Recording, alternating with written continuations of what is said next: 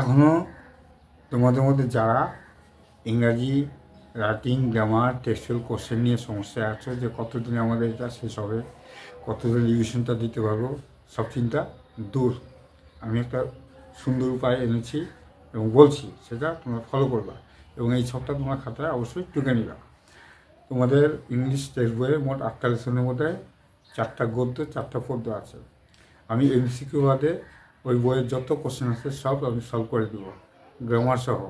হ্যাঁ, ওই পেজে এখানে যে ওই তোমাদের মোট টোটাল যে পেজ আছে সেই পেজে রাইটিংয়ের পেজ বাদ দিয়ে আর তোমার ওখানে ছবি আছে, একটা দুটো পেজ ছবি, সেই ছবি বাদ দিয়ে টোটাল পেজের হিসাবেই আমি কাউন্ট করেছি 25শে ডিসেম্বরের মধ্যে তোমাদের রিভিশন সহ সিলেবাসটা ভালো মতো হবে, ভয়টাও কেটে যাবে। সব থেকে দেখে নাও, আর দুটো কথা আমি পরে বলছি।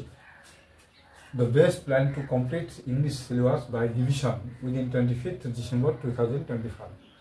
25শে ডিসেম্বর 2025-এর মধ্যেই, এই তারিখ পর্যন্ত তোমাদের রিভিশন দিয়েই সিলেবাসটা ভালো মতো শেষ করতে পারবে। Pros, poem, net pages, hours per day, days, মানে গদ্য পদ্য মোট কয়টা পেজ আছে এই পেজটা আমি ধরতে হচ্ছে পেজের ছবি বাদ দিয়ে রাইটিংয়ের পেজ বাদ দিয়ে প্রতিদিন কয় ঘন্টা পড়বে, সেটা মোট কয়দিন লাগবে। যেমন 1, 3, 5, 7 হচ্ছে তোমার গদ্য প্রোজ, আর হচ্ছে তোমার 2, 4, 6, 8 হচ্ছে পদ্য অর্থাৎ পোয়েম। ঠিক হচ্ছে এই গদ্য এক নম্বর লেসনে তোমার মোট 8টা পেজ আছে, প্রতিদিন 3 ঘন্টা করে পড়বা, 2 দিন সময় লাগবে, 2 দিন শেষ। 2 নম্বরে আছে তোমার পোয়েম, মোট পেজ আছে 3টা, 2 ঘন্টা পড়বা, ওই একদিনে শেষ হয়ে যাবে। হবে, সিনসিয়ারলি পড়তে লাগবে, তো পরীক্ষা দিব তুমি, তো সিনসিয়ার হইতে লাগবে না। 3 নম্বরে আছে তোমার গদ্য, কী গদ্য আছে তার লেসন দিলাম। 3 নম্বরে আছে তোমার গদ্য, মোট পেজ আছে 12টি, 3 ঘন্টা ডেলি পড়বা, 3 দিন শেষ করতে হবে, শেষ করবাই। 4 নম্বরে আছে পদ্য, টোটাল পেজ 3টি, 3 ঘন্টা করে পড়বা, একদিনে শেষ হবে। 5 নম্বরে আছে তোমাদের গদ্য আছে 8টা পেজ আছে, 3 ঘন্টা করে পড়বা, 3 দিন শেষ হবে। 6 নম্বর লেসনে আছে পদ্য, 5টা পেজ আছে মোট, 3 ঘন্টা করে পড়বা, 2 দিনে শেষ হবে। 7 নম্বর লেসনে আছে গদ্য, মোট 7টা পেজ, 3 ঘন্টা করে পড়বা, 3 দিন শেষ হবে। 8 নম্বর আছে তোমার পদ্য, মোট পেজ 4টা, আওয়ার্স প্রতিদিন 3 ঘন্টা করে পড়বা, 2 দিনে শেষ হবে। এই সবটা তোমরা খাতায় পারলে টুকে নাও। আমি জোর জবরদস্তি কথা বলছি না, যার যার ইচ্ছা হবে শেষে টুকে নিবা, নিলে পরে কাজে লাগবে, সিস্টেমটা তোমার কাজে লাগবে, এই জন্য বললাম।